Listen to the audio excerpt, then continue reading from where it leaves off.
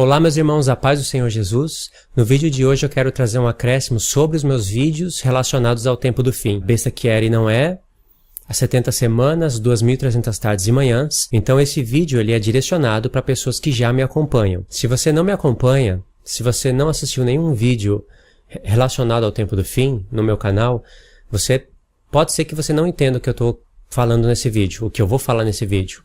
Mas aí eu sugiro que você assista os vídeos que eles estão no canal. Eu digo isso porque há requisitos para você entender o que eu quero dizer em Mateus 24. Porque é muito profundo mesmo essa explicação de Jesus. Eu vou até falar de maneira resumida, mas ela merece gastar bastante tempo. Pelo menos 3 pontos você precisa ter na mente para entender isso que eu vou falar. Primeiro, você precisa conhecer o básico sobre as duas casas de Israel, que é Efraim e Judá, judeus e gentios. Segundo, você precisa entender os tempos profetizado através das festas de Deus e de maneira correta, porque tem pessoas pregando que Jesus vai vir na festa das trombetas.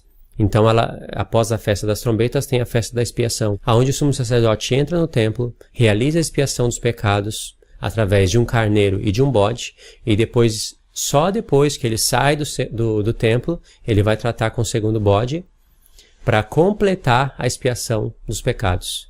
A expiação dos pecados, ela é completada no livro da lei. Ela chega ao full quando o sumo sacerdote sai do templo. Se você não está entendendo o que eu estou querendo dizer, é por isso que eu digo que precisa conhecer o tempo profetizado através das festas de maneira correta. E aí sim, depois vem a festa dos tabernáculos. Então é preciso você entender o básico das duas casas de Israel, corretamente as festas. E o terceiro ponto, é preciso você conhecer sobre as duas testemunhas.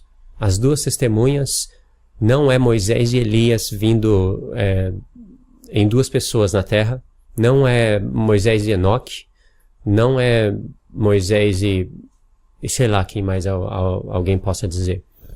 Mas é o ministério de Moisés e de Elias no povo de Deus. E de onde eu tirei isso?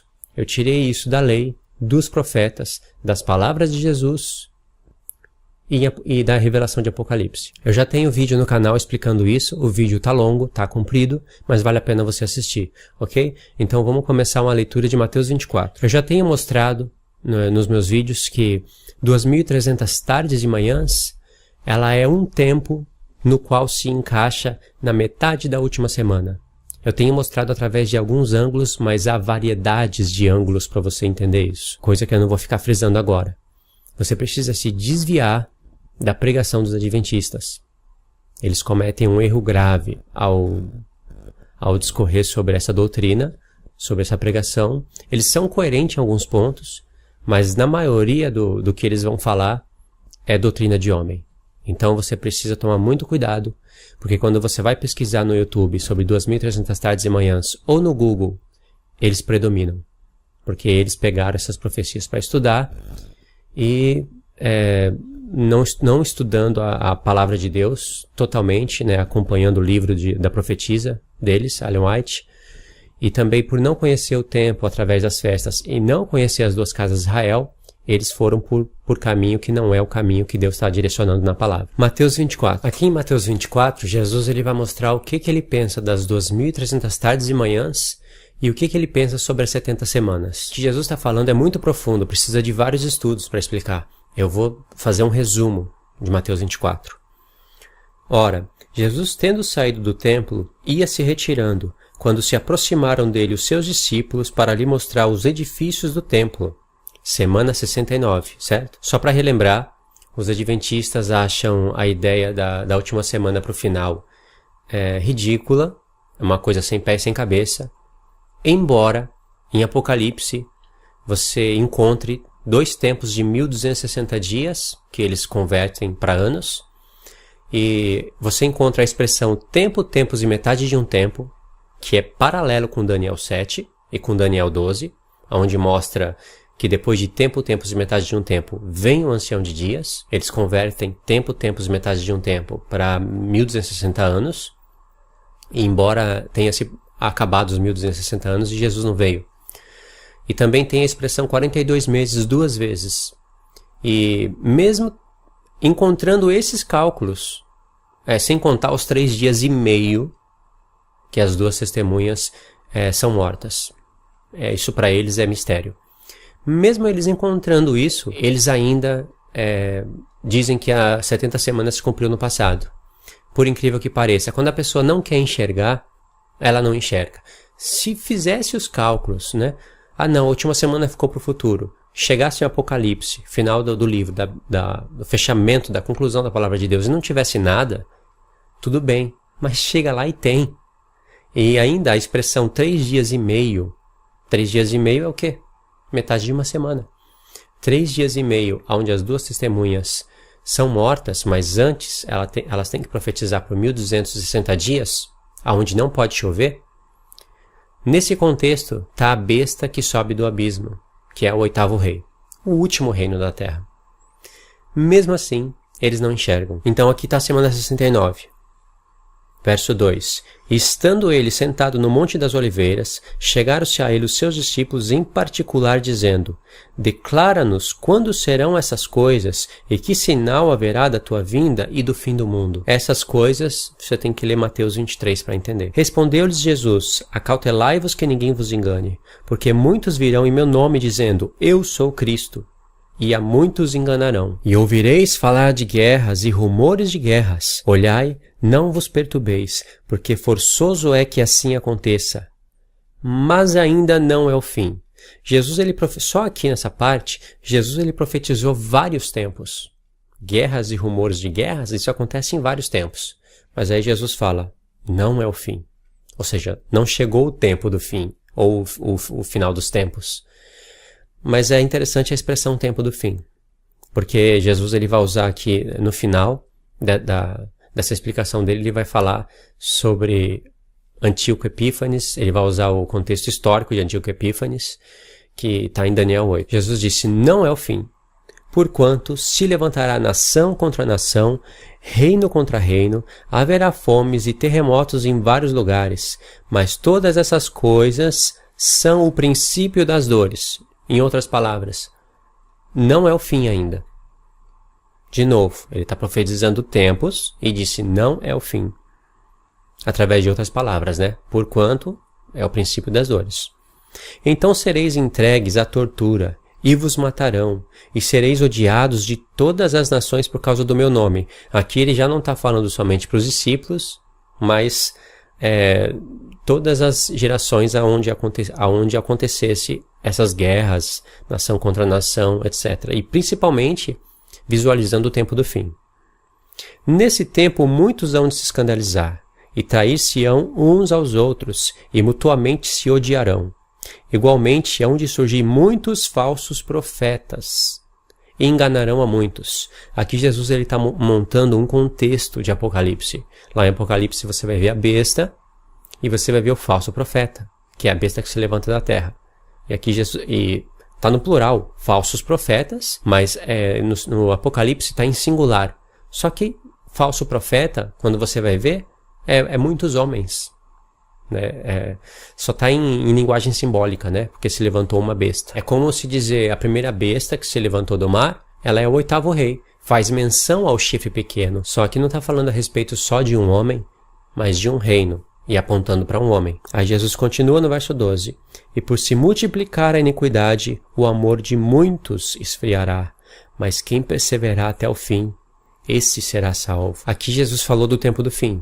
Quem perseverar até o fim, esse será salvo. Se a igreja é arrebatada 7 anos antes da grande tribulação, isso não é fim. Não faz sentido isso.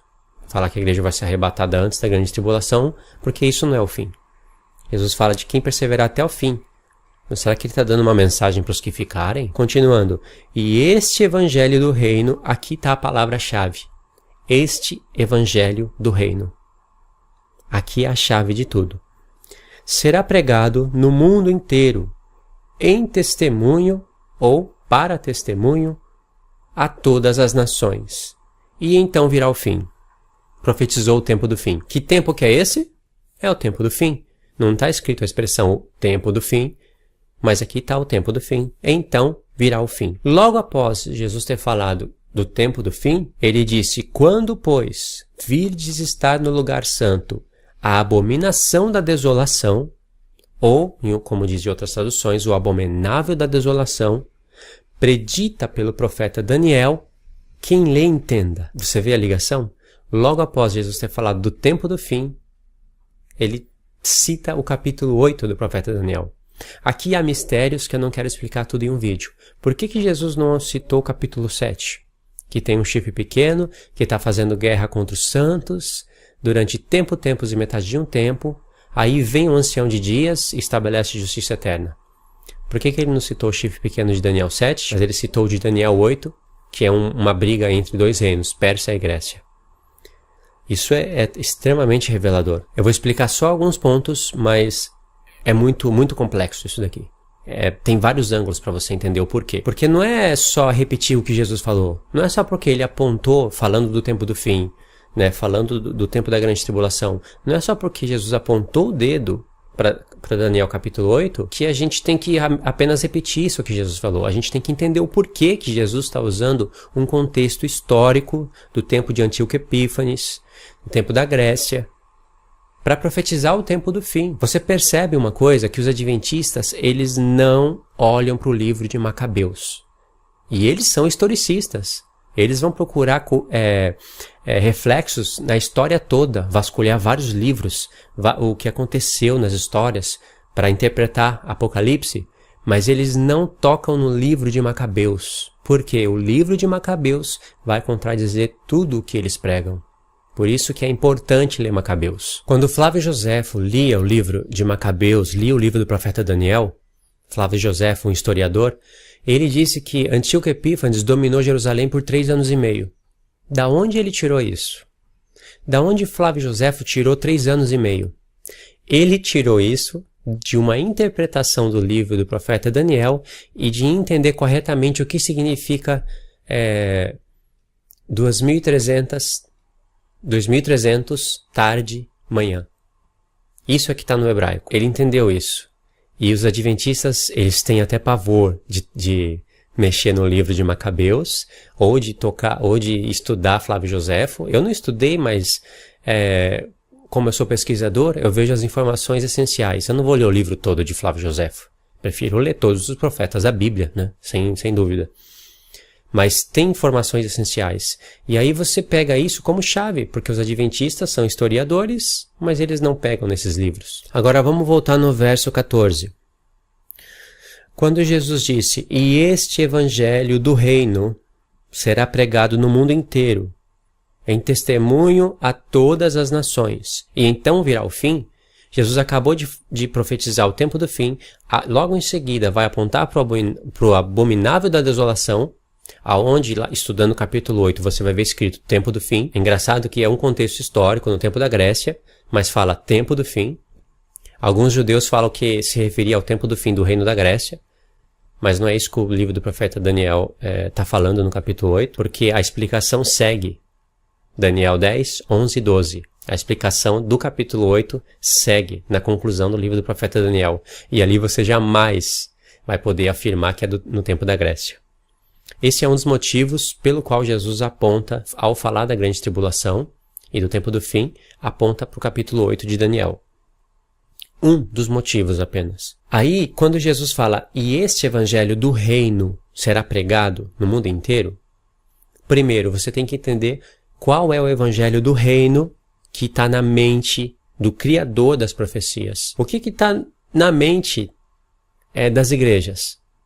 Que Jesus, o amor de Cristo vai ser espalhado por todas as nações e quando o amor de Cristo chegar nas nações virá o fim. É isso. É claro que o amor de Cristo está englobado aqui, mas não é isso que Jesus se refere. Jesus se refere ao evangelho do reino, pega tudo, abrange todas as profecias. Isso tem que ser pregado nas nações. Agora, qual é o objetivo? Jesus fala, para testemunho. E este evangelho do reino será pregado no mundo inteiro, em testemunho às nações. Por quê? Porque enquanto o evangelho é pregado das nações, Deus vai recolhendo testemunhas para ele. Deus vai recolhendo um povo para ele. E se você conhece as 2 casas de Israel, você sabe que as 2 casas de Israel são chamadas de testemunhas.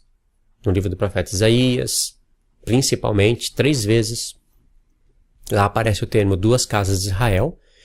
E Deus fala, vós sois minhas testemunhas. Praticamente você está vendo duas testemunhas. No livro do profeta Zacarias, vai ter um verso idêntico que aparece em Apocalipse 11, falando dos 2 ungidos que estão diante do Senhor de toda a terra. E em Apocalipse 1, Deus apresenta a igreja em 7 castiçais de ouro. Lá em Apocalipse 11, as 2 testemunhas, cada uma delas vão ser apresentado em um castiçal de ouro, em uma menorá. Isso não é por acaso, hein? Não é por acaso de jeito nenhum. Aí, o evangelho é pregado. E como aqui está sendo relacionado ao tempo do fim, isso quer dizer que, no tempo do fim, a palavra de Deus, com todo o conhecimento, tem que ser espalhado por todas as nações, para que as nações tomem por testemunho isso de Deus. Antes de vir o tempo do... Por exemplo, as 2 casas de Israel, que é Efraim e Judá, judeus e gentios. A restauração do reino de Deus. Muitas pessoas nem sequer fazem ideia que isso existe. Adventistas, você vê que eles é um grupo grande. Eles conhecem sobre Efraim e Judá? Não conhecem. E você acha que vai vir o tempo do fim sem esse povo conhecer essa maravilha de Deus? Quantas igrejas calvinistas, metodistas, presbiteriano, quantos deles não têm a informação das 2 casas de Israel? Essa mensagem que Deus trabalhou durante todas essas gerações não é para ficar somente para grupinhos de pessoas. Não é somente para eu entender e espalhar um pouquinho na internet e outras pessoas entendem e espalham mais um pouquinho. Essa mensagem é para todos entenderem. E isso tem que ser pregado. Essa maravilha de Deus não vai ser estudada no milênio. Essa maravilha de Deus é para as nações entenderem. E isso já começou. Não começou agora. Já começou um tempo atrás. E começou precisando de ajustes, reajustes. Porque essa mensagem de Efraim e Judá, das 2 casas de Israel, elas são conhecidas por alguns judeus messiânicos. Só que eles ainda... Eles estão presos em coisas da antiga aliança, por não entender muitos pontos da carta de Paulo. Então eles acabam usando essa mensagem de maneira distorcida para trazer pessoas para o judaísmo. E tem pessoas que conhecem sobre as 2 casas de Israel, mas não dá a mínima. Elas conhecem superficialmente. E conhecer profundamente as 2 casas de Israel se torna a chave para você desbloquear profecias. Não há profecia que fique encoberta diante de você se você conhece sobre as 2 casas de Israel. É claro que precisa também das festas, né? Precisa do tabernáculo do testemunho, precisa estudar o livro do profeta Daniel, mas é uma coisa quase que automática. Ao você conhecer as 2 casas de Israel, durante esse processo, Deus já começa a usar palavras relacionadas às festas, palavras relacionadas ao tabernáculo do testemunho, sem contar que as festas eram realizadas no tabernáculo do testemunho. O dia da expiação, que é a festa mais importante, o dia mais importante do ano, é realizado justamente no templo. Então é quase que um efeito dominó.